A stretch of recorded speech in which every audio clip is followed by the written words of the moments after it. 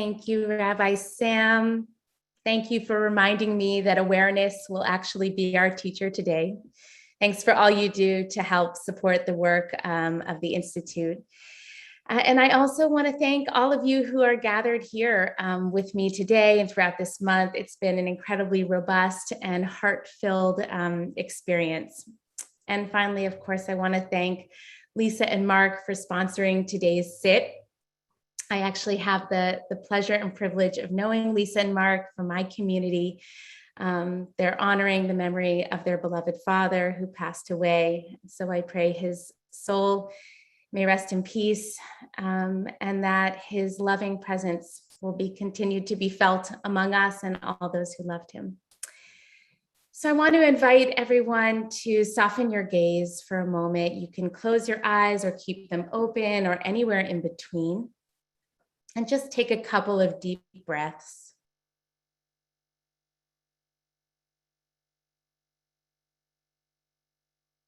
Since this is a month in which we are focusing on the spiritual orientation of release, take a couple of moments to release any aggregate energy that is sort of accumulating in your body.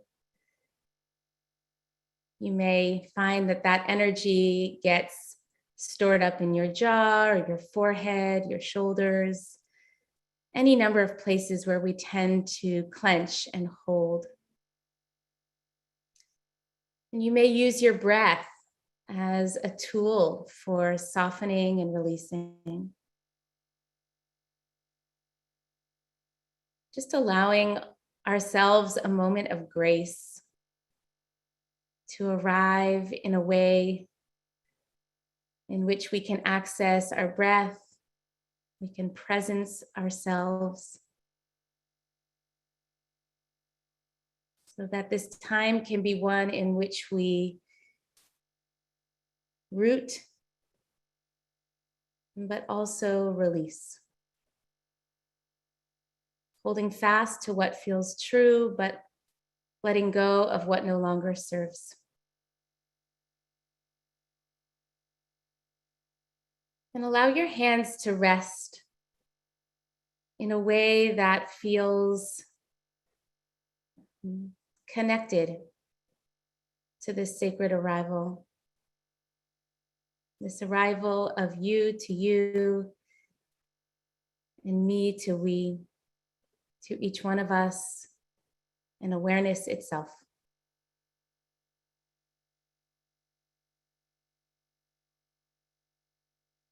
When you feel ready, you can open your eyes if you close them, or keep them closed, whatever feels good. So my kavanah, my intention for today, is to focus our practice on softening in such a way that we can move further along in our spiritual preparation for the holidays. And so I want to bring together this work of teshuvah, of repentance, of return, and this practice we've been engaging with this entire month of Shemitah, especially as it relates to our relationships with others. And in my experience, forgiveness is more often a process than it is sort of an acute moment of release. So my question and hope for us is that our practice might be in service of continuing to move us along in that process as we find forgiveness and more openness and connection in relationships, especially the relationships which are very challenging in our lives. And perhaps that if we can't truly find full forgiveness at this moment, we can at least open up to the possibility that at an Eit Ratzon, that at an auspicious moment, at a Sha'at Tova, at the right moment, that healing might unfold. So here's the hard truth that I want to speak aloud, and this is what feels true to me. In the end, we can only be responsible for our own work and healing, our own teshuvah. And so part of the release, the Shemitah of sorts, as it relates to relationships in tshuva, is trusting that other people will do their work. And we can't really force that process nor control it. We may want to. We may feel that we know exactly what those other people need to do for us to heal, or for them to heal, or to feel the fullness of tshuva. And we may think we know exactly what our loved ones need to do to change and grow, but that is their work. And we cannot determine that path for others. Each one of us can only search our own hearts.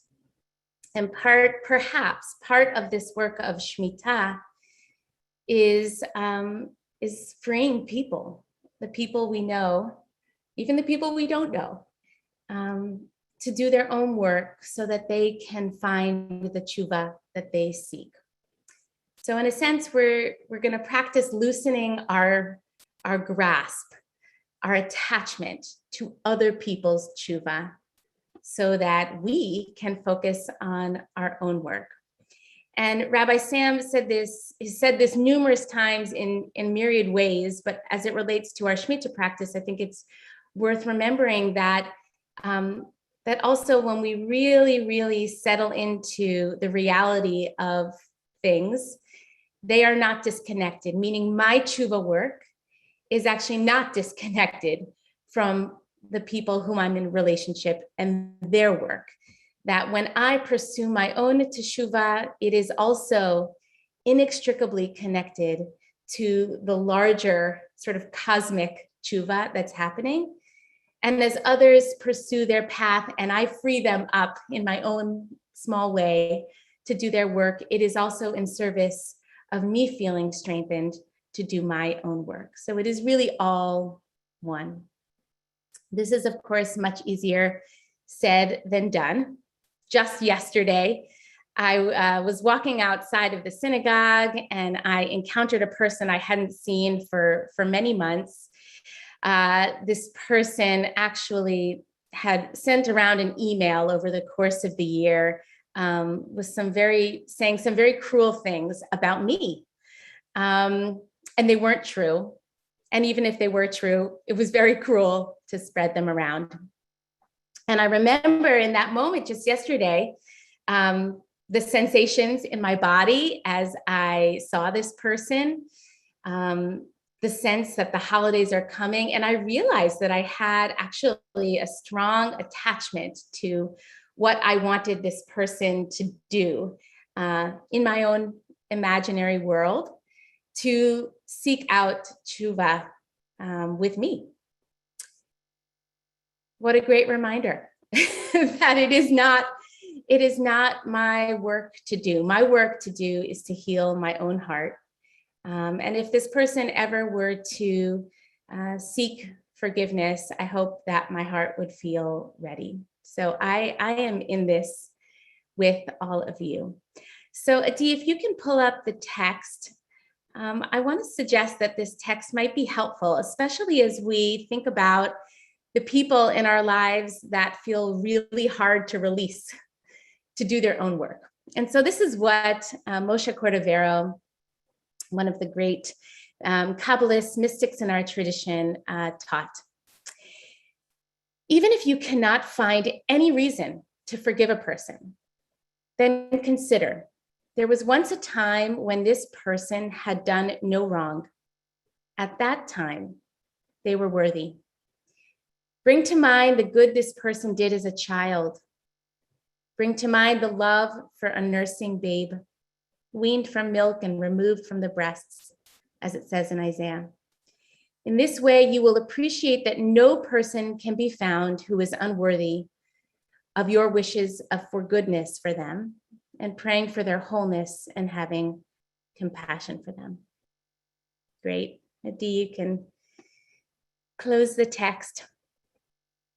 So I want to emphasize this idea that it can be very hard to release people to do their own work. But I think we can practice this in our meditation, really just energetically releasing people so that we can experience some more spaciousness and energy to attend to our own teshuvah as we simultaneously give them the space that they need to follow their own path of growth and healing. Adi, you can close the text for now. Thank you. So let's move into practice. I invite us we're going to engage in a kind of adaptation of our blessing, our loving kindness practice. Rabbi Miriam Klotz adapted this practice so beautifully, I don't know, a week ago or 2 weeks ago in our connection to the earth. And so I'm going to also adapt this practice to help guide us on a path towards actively, prayerfully, energetically releasing others in their tshuva work. So let's begin by taking our seat once again and really plugging into this place. And as you allow your eyes to soften or to close, it can be helpful to locate yourself in space, even with your eyes closed. So noticing the way in which your body makes contact with the chair, with the ground beneath you.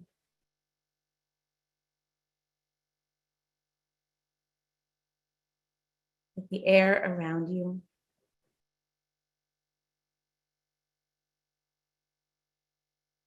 Noticing sounds and sensations. Just notice what you notice.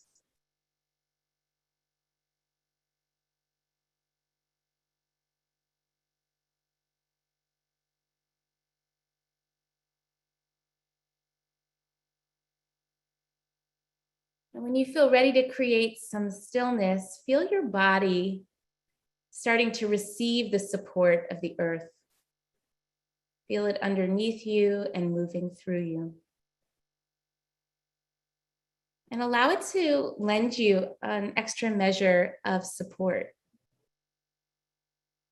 Maybe feeling that support through the scaffolding of your spine.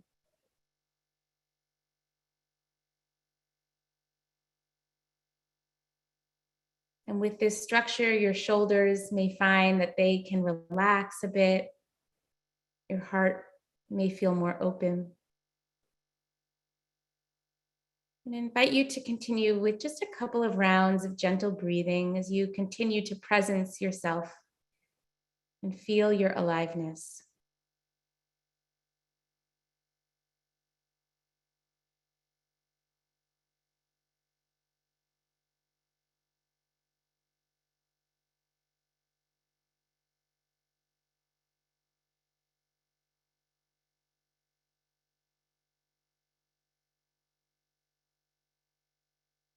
I invite you to bring your attention first to yourself, to your own path of teshuvah. We are all engaging in a process of turning and returning and aligning with the root of our own soul.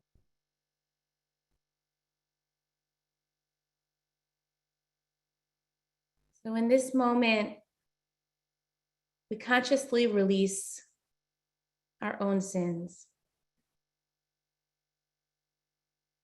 our own mistakes,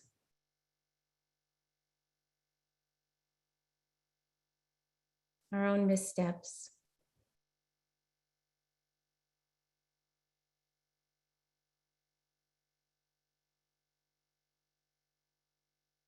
We practice this release with ourselves so that we can embody a spiritual orientation of release with others.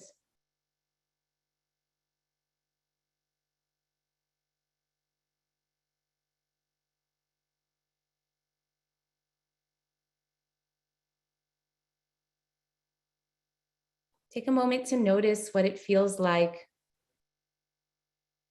to let go, of our hard stuff. Even though it is weighty, sometimes it feels more secure to hold on to it tightly.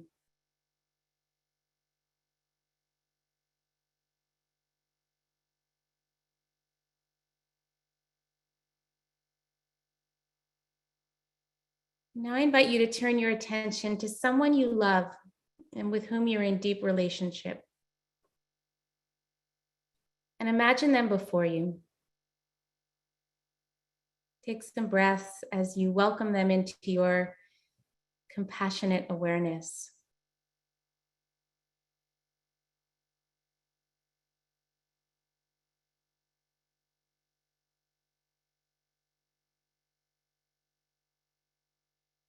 In this moment,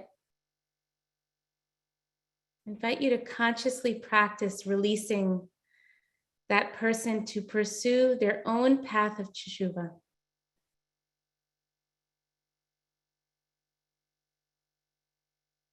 Wishing them goodness and wholeness.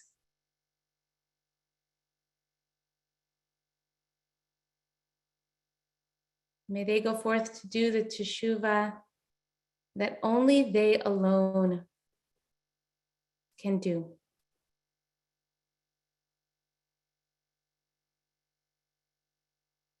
To pursue their own work.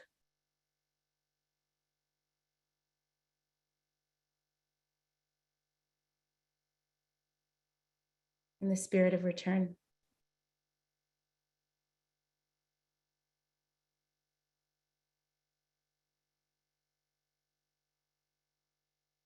And now I invite you to turn your attention to someone in your immediate or extended family.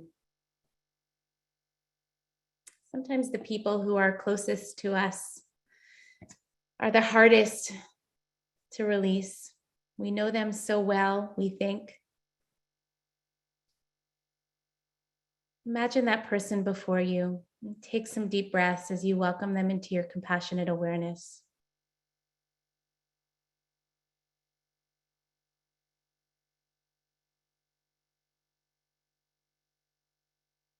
And in this moment, I release you to pursue your own path of teshuvah. Wishing you goodness and wholeness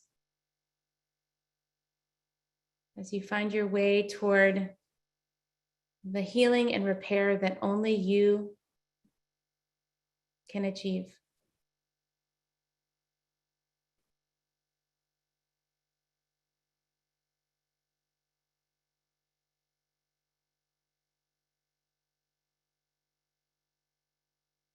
And finally, I invite you to turn your attention to someone in your broader community, maybe even someone who has harmed you over this past year.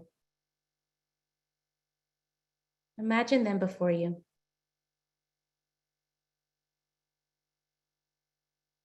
Take another deep breath as you welcome them into your compassionate awareness.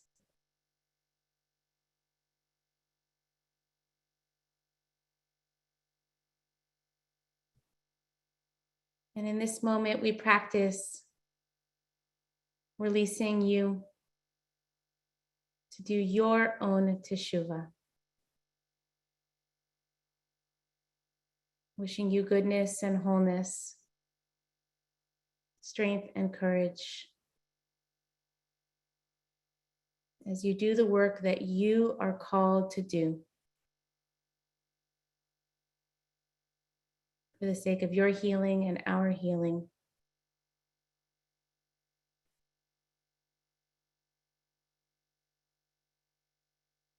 We'll continue in silence for the next couple of moments. You can just continue breathing into the release, noticing what it feels like to allow, to simply allow, to let go. And there might be another person or two people that you want to practice releasing into their own teshuvah. We'll come together in a couple moments with the sound of my voice.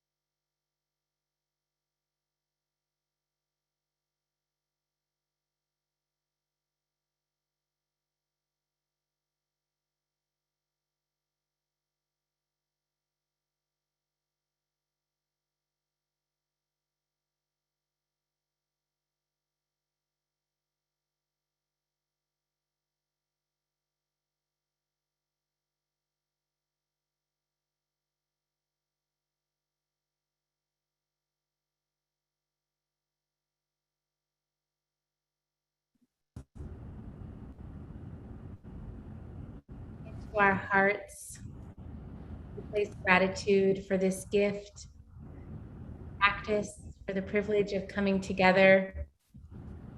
Breathe, sit, to heal, to release. May our collective release today carry us into the days ahead with a clearer sense of the tshuva which belongs to us and the tshuva which belongs to others. May our discernment bring us into a deeper, more loving relationship with ourselves, with one another, with our source. May we be able to look around at others with clear eyes and allow the truth of things to make our hearts soft. I invite you to take one final breath as we conclude our practice.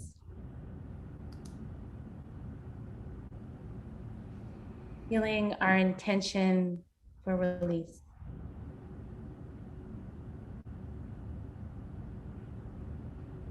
I turn it over to Rabbi Sam and Jonathan. Thanks so much, Jenny, for that exquisite practice. We're going to be attuning ourselves now to the sound of the shofar, and the invitation really is to allow it to wash over us and feel how it lands in our bodies and our hearts and our minds. We may have heard the shofar hundreds of times before, but one of the insights of our practice is that actually here and now, everything is fresh, everything is being recreated, everything is turning and returning. Teshuvah is built into the fabric of reality. And so whatever the shofar has done in the past or not done in the past for you, in this moment, there's a possibility that it may awaken in you something new. I want to invite our friend John Silver to please come on and blow shofar for us as we close our eyes, if we'd like, and settle in and just listen deeply. Thank you. And I just thank you with Rabbi Sam and Rabbi Jenny. And I just wanted to add this kavanah. I put it in the chat, that there's a teaching that during Rosh Hashanah, Yud He Vav He ascends to judgment, and then with the blast of the shofar, he then changes and sits on the throne of compassion. And that's really in harmony with Rabbi Jenny's teaching and with Shemitah, that judgment is constricting and compassion is open. So I invite you with the sound of the shofar to feel that you're going from this hardened place of judgment and constriction to opening with compassion.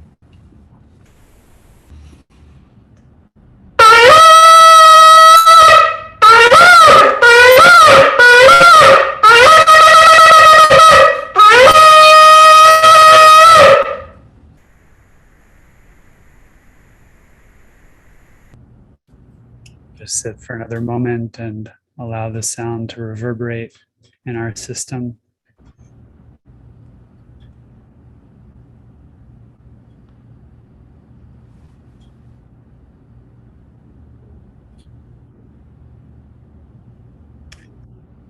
And I want to invite you to join me for Mourner's Kaddish. Adi, if you could put that up for us on the screen, that would be wonderful. You can feel free to put the name of any loved ones or departed friends or acquaintances for whom you're saying Kaddish in the chat. And you can join me rising in body or spirit as we recite the Mourner's Kaddish. Yitkadal v'yitkadash Yamad Divra Kirote Yamlikunite Chayakon Uvimekon Uvikaye Kala Pisman Karim Shimra Bame Ehe Shme Rabba Mavara Leolam Me Amayim Yitzbrak Yishtabak Yitrapar Vitraman Vitnase Vitadar Vitale Vitalal Shme Kubsha Kub Leolam Kirata Vishtarata Kub Shakata Vinakamata Meran Theomar Hey Shlama Ram Chaim Malino Vyakol Israel Uru Amen Ose Shalom Vimru Uya Se Shalom Alino Vyakol Israel Amru Amen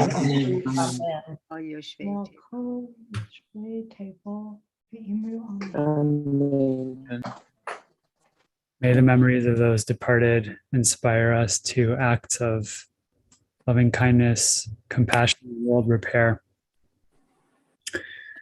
And I want to thank you, Jenny, for that beautiful and inspiring teaching. I want to thank Adi for his support on tech. And John, I want to thank you for that rousing shofar blowing. Before we close, I'll share again in the chat box the link to our website, where if you're able and so moved, you can make a donation in support of the work of IJS. Again, any amount goes a long way. We're grateful for your support. And we're grateful for all of you for helping to create this beautiful community of practice each and every day. And we'll be back tomorrow at the same time. For those who are leaving now, we want to wish you good health and shalom and hope to see you again tomorrow at the same time. Those of you who would like to are welcome to stay on here and ask any questions of Jenny or share your reflections on today's meditation experience. The recording, as with every day, is saved on our IJS Facebook page, and Adi will share the link to that Dropbox. Actually, sorry, Sam, really quickly, it is shared on our YouTube channel, no longer our Facebook page. Thanks. I know that. The script here I have is a throwback, and I was following the script. So thanks, Adi, for that reminder. Please don't forget to check out the Chazon Pledge. Adi is going to put that again in the chat, which provides us with a number of ways to turn our Shemitah practice into action as we seek to address climate change and climate injustice. And I'll say that all of the IJS faculty have committed to the pledge personally, and we hope that you'll join us as friends in this important work. So thanks, Jenny. That was really, for me personally, very heart-opening and moving, and helped me let go of some things that I've been holding on to, or at least get a window into what that might look like if I was able to do it, on a deep and ongoing way. I'm so glad. Yeah, absolutely. And I love your description of forgiveness as a process. And also this piece about how we can only control our own tshuva process, right? And we need to actually let go of, practice letting go of, as part of the Shemitah year, as part of this high holiday prep season, of any power or claim, we hold over others, in terms of our expectations and desires and preferences and wishes for how their tshuva process might unfold. Very, very helpful. And I especially resonated with this line: my work to do is to heal my own heart. And if anyone has questions about anything that Jenny shared, I want to invite you to put those in the chat and preface them with the word question in caps. We'll take a look at those. But first, Jenny, I want to ask you a quick question. Sure. Because, I realized that this piece of really just focusing on what I can do to enact my own heart repair, my own tikkun, right? My own growth, healing, repair, rectification, growth, and so on and so forth is really, really important. And at the same time, it's been my experience that teshuvah is a mutual process because harm is a mutual process, right? There can be no harm without mutuality, right? And without relationship and connection. So I'm wondering if you might say a little bit about how you hold these two together, right? On the one hand, really letting go of our need to adamantly kind of demand that other people do their tshuva as we would like them to do it, right? Trying to, as it were, relate to them as failed attempts at being us, right? The best version of us. Exactly, the best version of us, exactly. And on the other hand, the fact that teshuvah, is such a mutual process and requires people to dance together on some level. And I'm wondering how your practice informs how you hold the balance between those two dimensions of teshuvah. Such a beautiful question. I think it's just that.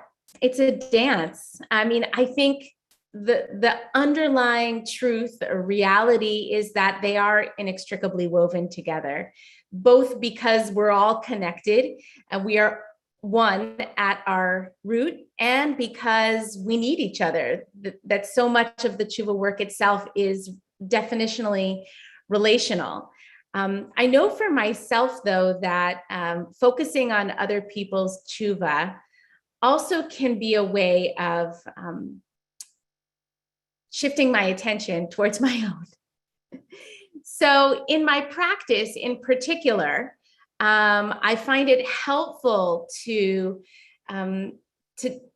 sort of separate it out a little bit as if we could, so that I can use that. In fact, when I was listening to Jonathan's beautiful Tekiyat Shofar, thank you, Jonathan, if you're still around, it was so powerful and resounding in my soul. I heard it in a way I have never heard it before, perhaps because of your beautiful kavanah, Sam, but it felt like a charge.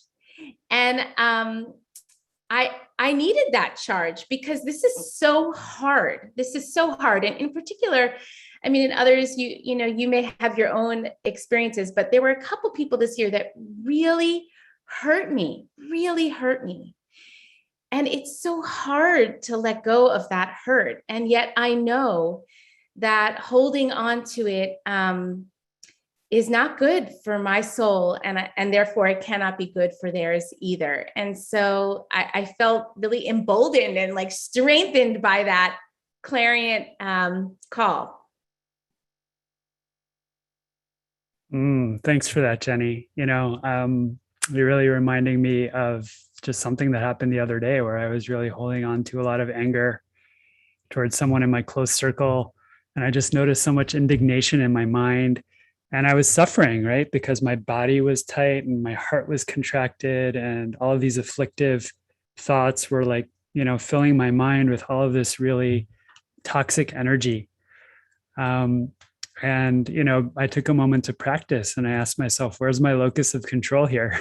And what I realized was all I can do is, come back to my intention, which is to take responsibility for being complicit, right? Taking ownership for what I may have done, and to stop harping on what they've done as a way to look away from what's painful in myself, And as soon as I was able to do that, I felt more spacious, more open-hearted, more expansive, more connected, and I hope that ultimately that then opens a pathway for the other person to feel safe enough to come forward in whatever way and in whatever time they feel will be helpful for them to reconnect and repair whatever harm may have been done.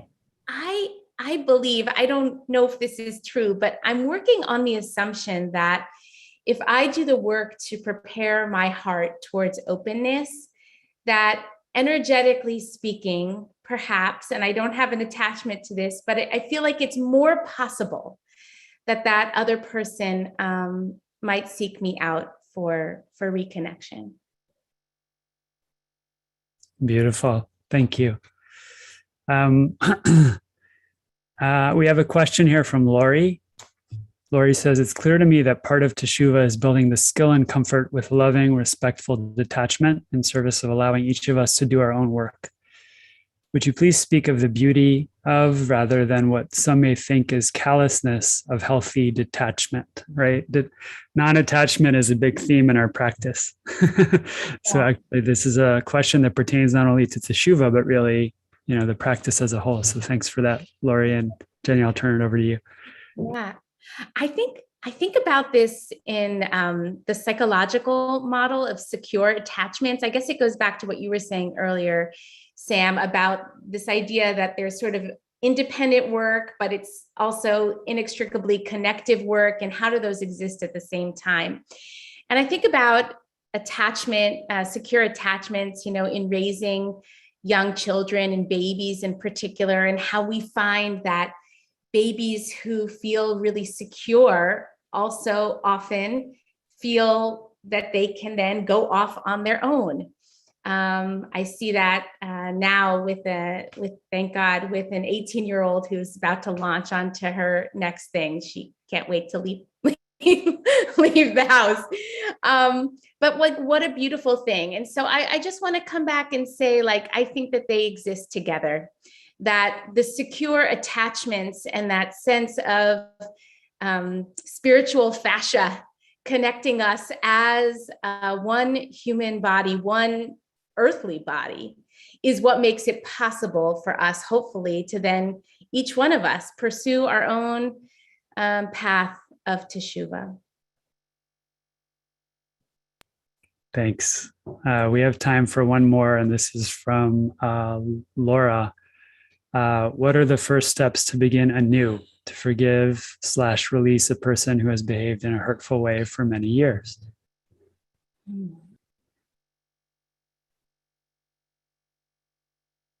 That's a great question. I don't know if I can know the answer for you. I think I remember one time Sam saying that he doesn't like, that you don't like Q&A, but you prefer Q&R, like question and response. So I'll give a response.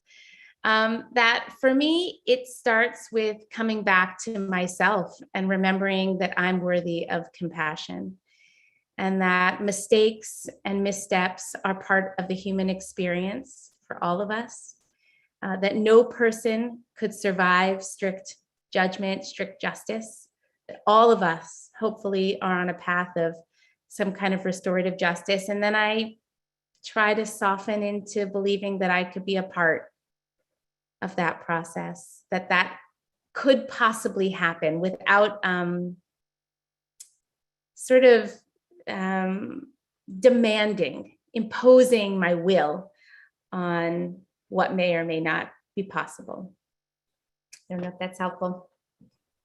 Yeah, thanks. In my experience, it's so often the case when I perceive that someone has slighted me or done something harmful, that my mind tends to kind of reify that person, right? And turn them into an object of my scorn, of my fear, And what I loved so much about today's practice as a first step into Teshuvah is you allowed me personally to reconnect with the essential humanity of the person who may have harmed me, right? Which defies any kind of mental reification or objectification, right? And I think for me anyway, reestablished a sense of heart connection with a real human being who, like me, is flawed and makes mistakes and gets confused and, so on and so forth. So thank you for that.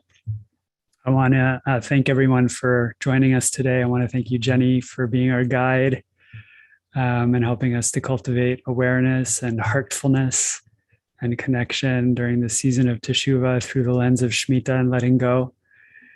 And I want to thank Adi for his support on tech. And I want to send all of you off with a blessing for good health, for blessing, for peace, and for all good things in 5782.